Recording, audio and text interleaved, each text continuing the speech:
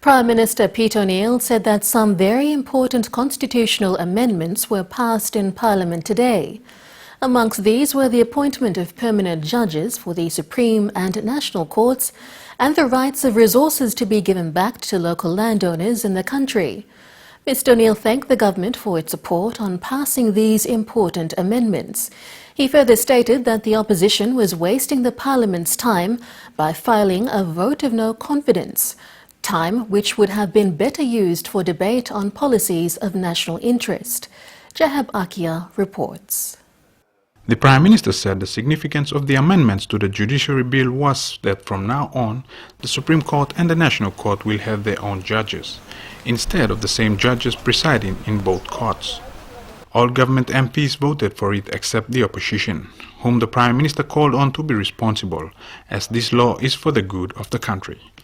But again, you can see in the first vote for the courts, when we pushed in the bill to amend the courts, the opposition is tried to, of course, block it and sabotage that process.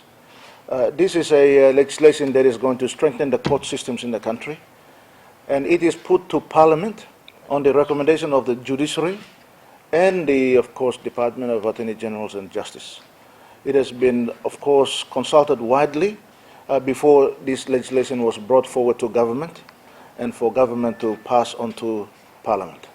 The other important amendment passed today allows for the rights of resources to be given back to the landowners. Mr O'Neill said it's very important that the people get the maximum benefits of the resources on their land. Passed two constitutional amendments. One is this hydrocarbon legislation, which now gives ownership of those minerals and resources and, of course, oil and gas back to our people.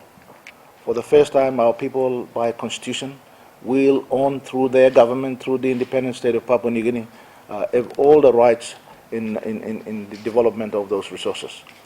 We will, of course, continue to address some of the other challenges that are before us. Our benefits go down to our people.